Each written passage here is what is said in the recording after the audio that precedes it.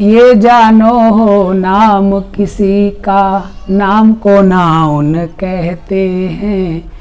Noun को replace करे जो, उसे प्रोनाउन कहते हैं। Dear students, welcome you to sky instrument. Students, आज का हमारा टॉपिक है पार्ट्स ऑफ स्पीच, जिसे हम हिंदी में कहते हैं शब्द भेद।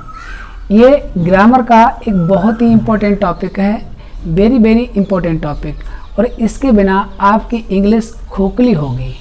जिस प्रकार से एक बिल्डिंग के लिए नींव की ज़रूरत होती है, उसी प्रकार से किसी भी विषय के साहित्य के लिए उसकी व्याकरण, उसकी ग्रामर की आवश्यकता होती है। और ग्रामर का एक बहुत महत्वपूर्ण भाग, बल्कि मैं कहूँगा ये मोस्ट इम्पॉर्टेंट टॉपिक है पार्ट्स ऑफ स्पीच, क्योंकि ये 8 होते हैं पार्ट्स ऑफ स्पीच, और इन्हीं पर आधारित आपकी पूरी इंग्लिश, पूरा साहित्य या कोई भी भाषा चलती है। तो सबसे पहले हम आपको बता दें कि ये पार्ट्स ऑफ स्पीच है क्या। तो अंग्रेजी भाषा में जितने भी शब्द हैं, वाक्य में उनके कार्य एवं प्रयोग के आधार पर उनके लिए 8 भागों में बांटा गया है, और ये प्रत्येक भाग पार्ट ऑफ स्पीच कहलाता है। अगर हम इंग्लिश में बात करें तो all the English words are divided into 8 parts according to their work they do in a sentence. Each group और each part is called part of speech. तो कहने का मतलब जो पार्ट ऑफ स्पीच होता है वो शब्द भेद कहलाता है हिंदी में, और ये वाक्य में अपने प्रयोग या कार्य के आधार पर विभाजित होता है या इसको परिभाषित किया जाता है। तो ये पार्ट्स ऑफ स्पीच कितने होते हैं? 8। कौन कौन से? Noun, pronoun, verb, adjective, adverb, preposition, conjunction और इंटरजेक्शन।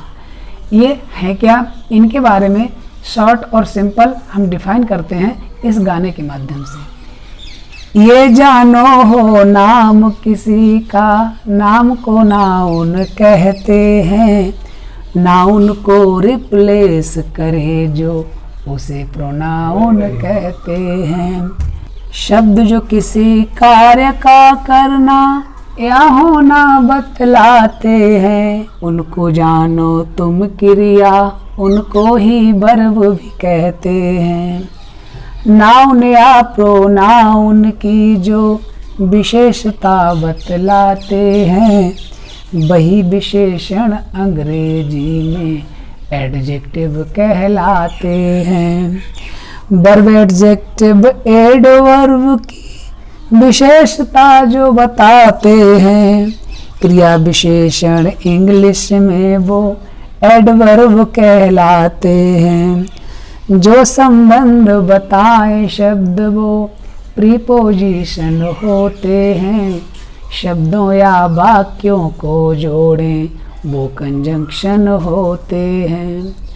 सुख दुख, विस्मय, क्रोध आदि का भाव जो प्रकट करते हैं, जो हैं विस्मय आदि बोधक, उन्हें इंटरजेक्शन कहते हैं।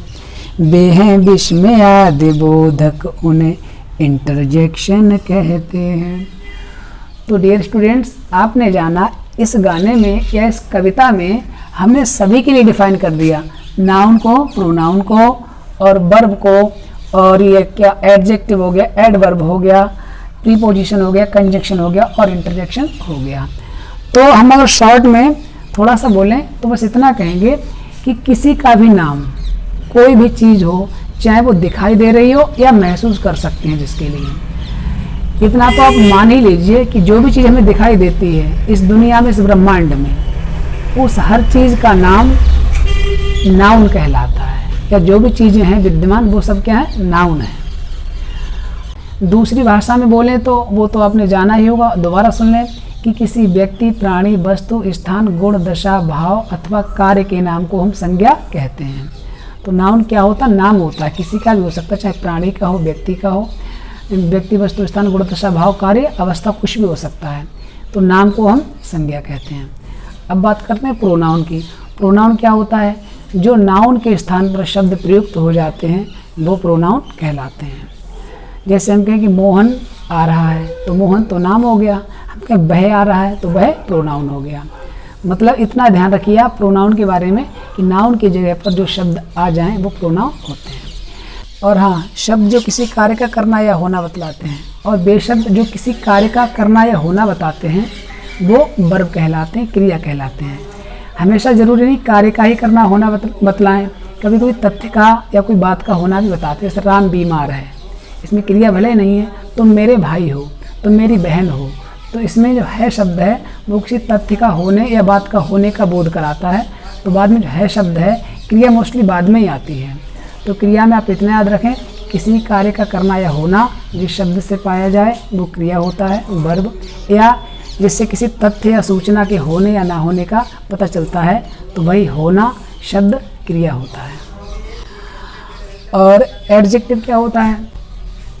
एडजेक्टिव क्या होता है? ये नाउन या प्रोनाउन की विशेषता बताने वाले जो शब्द होते हैं वो एडजेक्टिव होते हैं। हिंदी में बोले तो विशेषण। जैसे मैं कहूँ कि मैं पतला हूँ, तो आई एम थिन। मैं क्या हो गया? प्रोनाउन, और मेरी विशेषता क्या है? पतला। तो जो पतला शब्द है थिन, वो एडजेक्टिव हो गया। हम कहें रामू मोटा है, तो रामू नाउन हो गया, उसकी विशेषता बतलाई। विशेषता क्या है? रामू कैसा है? मोटा, तो मोटा हो गया एडजेक्टिव। और अब हम बात करें क्रिया विशेषण की। और वर्ब क्रिया है या विशेषण की विशेषता बताएं, या क्रिया विशेषण की। तो ऐसे शब्द जो किसी वर्ब की विशेषता बताते हैं या विशेषण की या दूसरे क्रिया विशेषण की विशेषता बतलाते हैं, वो क्रिया विशेषण कहलाते हैं। इसको डीपली हम बताएंगे अगले किसी वीडियो में। थोड़ा हाँ एग्जाम्पल बता दें। जैसे हम कहें बैग चलती है, इसका ले लें, बैग चलती है, तो चलना क्रिया हो गई। धीरे धीरे चलती है, तो चलना की विशेषता होता है धीरे धीरे, वो हो गया क्रिया विशेषण, एडवर्ब। एडजेक्टिव, हम कहें रामू मोटा है, तो मोटा तो हो गया एडजेक्टिव। हम कहें रामू बहुत मोटा है, तो जो बहुत शब्द है वो मोटा की विशेषता बता रहा है, इसलिए वो एडवर्ब हो गया। और एडवर्ब जैसे हम कहें वह धीरे चलती है, तो धीरे तो हो गया क्रिया विशेषण। वह बहुत धीरे चलती है, तो बहुत शब्द हो गया एडवर्ब। तो ये रहे क्रिया विशेषण। जो संबंध बताए शब्द वो प्रीपोजिशन होते हैं। जो दो शब्दों के बीच में संबंध बताते हैं वो प्रीपोजिशन होते हैं। हिंदी में बोले तो संबंध बोधक अव्यय। जैसे हम कहें कि मैं कुर्सी पर हूँ, तो मैं प्रोनाउन हो गया, कुर्सी नाउन हो गया। मेरे और नाउन के बीच में जो संबंध बताने वाला शब्द है वो पर है, तो पर शब्द है, पर है, में है, इन है, एट है। ये शब्द क्या होते हैं? प्रीपोजिशन, जो दो नाउन या प्रोनाउन के बीच में संबंध बताते हैं। और शब्दों या वाक्यों को जोड़ें वो कंजक्शन होते हैं। और जो दो शब्दों को जोड़ते हैं जैसे राम और श्याम, तो राम श्याम को जोड़ने वाला शब्द क्या आ गया? और। तो ये क्या हो गया? और ये कंजक्शन हो गया। और है, या है, अथवा है, लेकिन है, किंतु, परंतु, अन्यथा, ये शब्द क्या होते हैं? ये कंजक्शन होते हैं, संयोजक बोलते हैं या समुच्चय बोधक। और सुख दुख विस्मय क्रोध आदि का भाव जो प्रकट करते हैं। और ऐसे शब्द जो कि एक आकस्मिक खुशी को व्यक्त करें या दुख को या आश्चर्य को या क्रोध को, तो ऐसे शब्द होते हैं। इनको व्यक्त करने के लिए जो आकस्मिक भाव को व्यक्त करने के लिए यूज होते हैं वो होते हैं इंटरजेक्शन, विस्मयाद्भुत। जैसे कहें आहा मैं जीत गया, हाय मेरा पर्स खो गया, या अरे तुम आ गए। तो इस प्रकार से जो आश्चर्य को व्यक्त करते हैं वो शब्द आश्चर्यबोधक या इंटरजेक्शन कहलाते हैं। तो आज की इस वीडियो में बस इतना ही। मैंने इसमें हल्का सा आपके लिए एक डिफाइन किया पार्ट्स ऑफ स्पीच के लिए, और इसके जो भाग हैं इस कविता के माध्यम से हमने पिरोया आपकी सरलता के लिए। और मेरा प्रयास रहता है कि आपके स्टडी को हम बनाएं इंटरेस्टिंग और इजी। आपको वीडियो कैसा लगा हमें बताएं, बाकी बने रहें हमारे साथ। Thanks for watching.